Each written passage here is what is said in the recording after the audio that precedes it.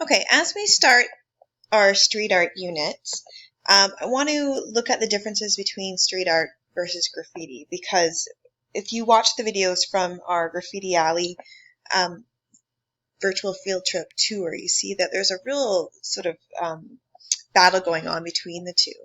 And they sort of live together on walls in places like Toronto and big cities, but doesn't mean that they always sort of get along. And they do have a shared history. So in the 1940s, when Ed Seymour invented the spray paint can, it sort of gave birth to graffiti, but also kind of gave birth to street art. And it doesn't mean that all street artists use spray paint, but it just is a way of creating big, huge murals in a very quick way. A lot of street artists, some of them started off as graffiti artists, and then they moved into street art as well. So it is a progression. Street art, in a way, is a progression from graffiti, and they do have some shared histories, but there's also a lot of points where they diverge. So one of the influences then for street art kind of began in the 1950s with advertising and the method of silkscreen printing. And kind of done silkscreen printing in class. You might have seen me printing some shirts in the past, but the whole idea about silkscreen is pretty much like stencils. So it was a very fast way to print advertisements in the 1950s. And if you look at this old Levi's advertisements, it's all of the different, every color would be, think of it as a different stencil, layered one on top of another. So you get, sharp lines, solid shapes, and that's how they make things, make shadows appear and make it, look kind of three-dimensional. So a lot of the influences comes from the technique of the 1950s and the way that they presented colors and images.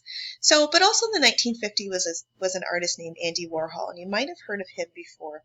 And he actually started off as a graphic designer, somebody that did a lot of advertising. And then what he did is he switched over from the advertising career to sort of being more of a more artist. And he was a big influence in the street art in the way that he took everyday regular objects, and for example, in these art pieces here, Campbell soup cans, and he presented them in a new way and made them into art. So art no longer became it no longer was like this high-end Mona Lisa paintings in oil paintings in these fancy gold frames.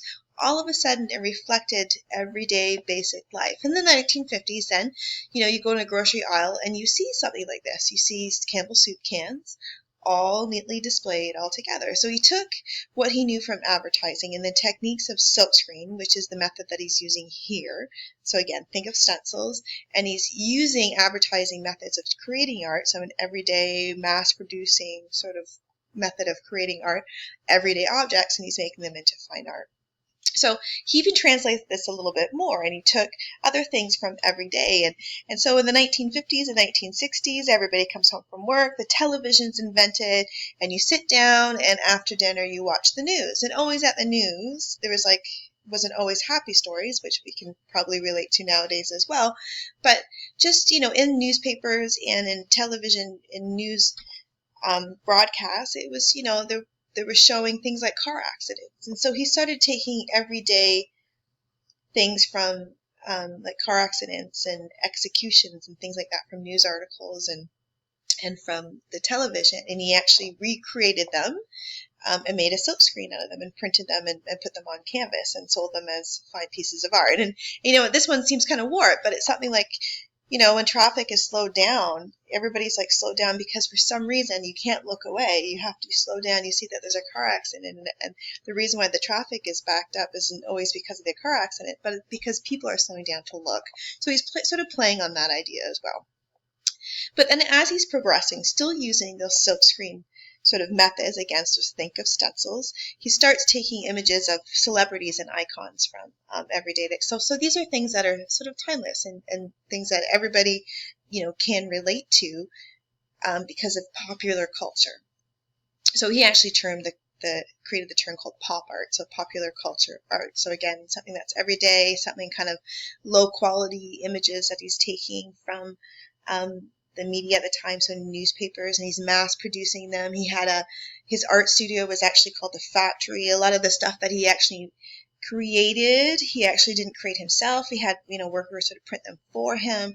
So that's sort of the idea of Andy Warhol. Now, he didn't necessarily have any deep ideas about his art in terms of social change. His was sort of talking more about, popular culture. But the idea of using these bright colors, the idea of mass producing them using stencils, the way that he did them sort of gave rise to a lot of street art.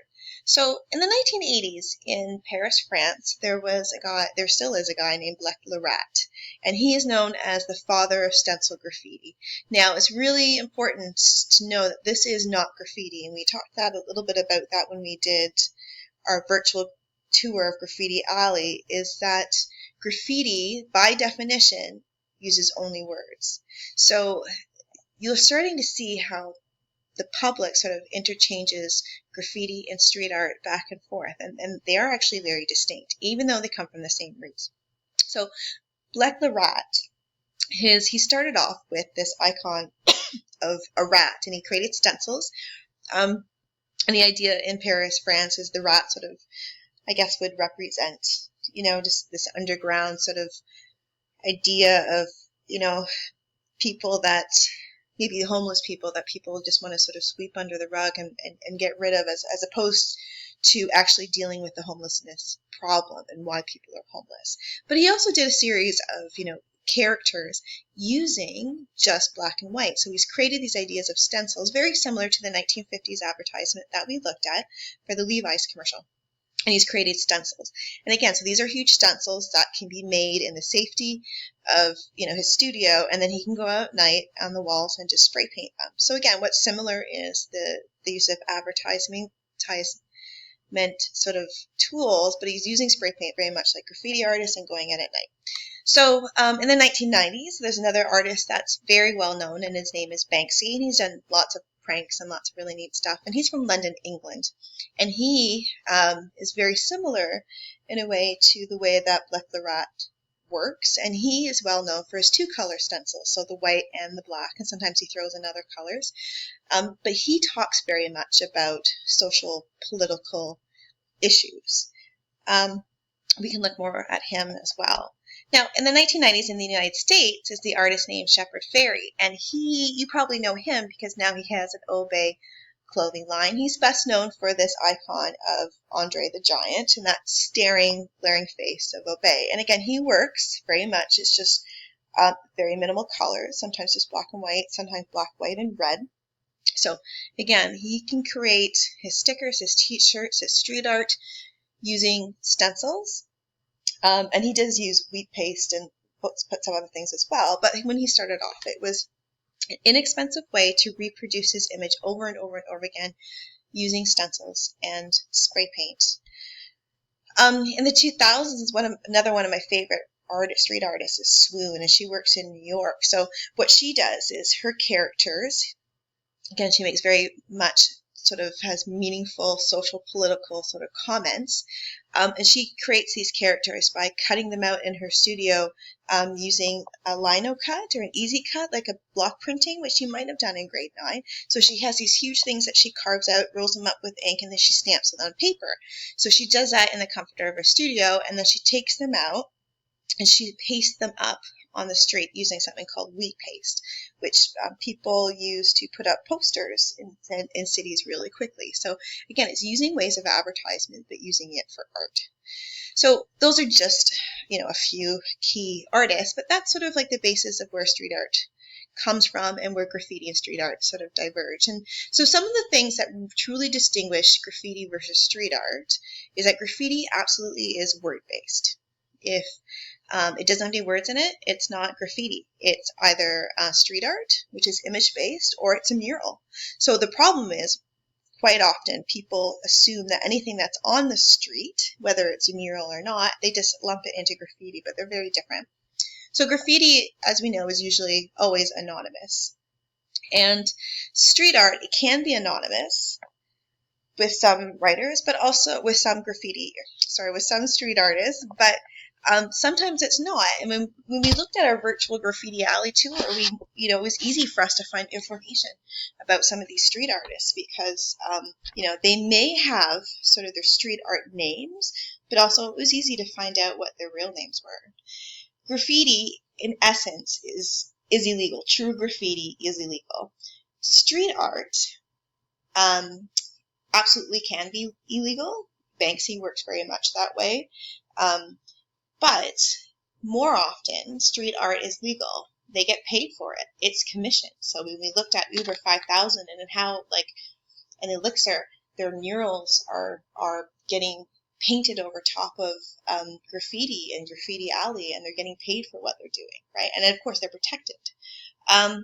Graffiti is an eternal language. So graffiti writers, they're creating graffiti to communicate to other graffiti writers.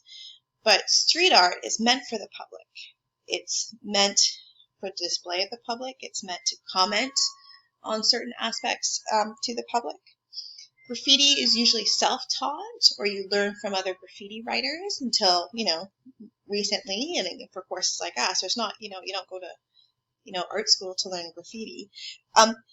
And street art, not always, but most often, is that they have some sort of formal training. So when we looked at our, again, graffiti art alley, and we looked at artists like Jairus, who did all the realistic sort of portraits. I mean, he's got formal training, and it doesn't mean that you have to, but quite often it's sort of you go to art school, and you sort of transition over to that. So even Lovebot, that project was developed in art school. Graffiti is kind of egotistic, so their tag is their personal brand, right? So they're getting their name up everywhere to get well known that way. But whereas street art, it's not that it's still not egotistical, but it's just the message is for the public, right? It's meant for the public, not, and of course the murals are different all the time. So, and because of all those reasons, graffiti is not really relatable by the general public, by people that own the buildings, by the police, by people that run the city, whereas street art is more accepted and more relatable to the public. So the public can look at it and go, oh, I know what that's about, or even if they don't understand what the deep meaning is, they sort of appreciate the technique and the way that they can create these things, whereas they don't understand what graffiti is and what the point is.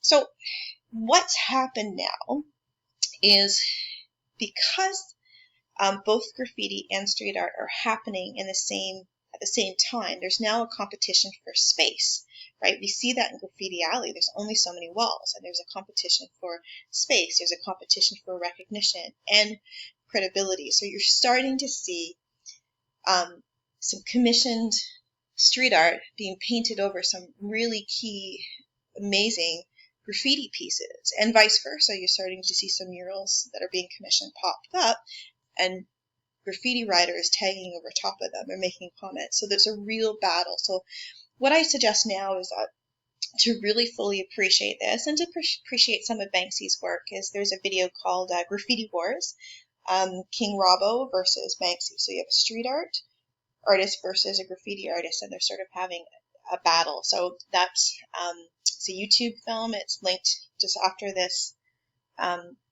video, and I really recommend that if you have a chance, just sit back and watch it. It's not very long, but it really explains sort of that battle. And again, at Graffiti Alley, we're really starting to see this come up. Graffiti artists and street artists don't get along. So sometimes they do collaborate, absolutely. There's always exceptions to the rule. Okay, so I hope that it sort of explains the difference as we transition into street art. Okay, thanks guys.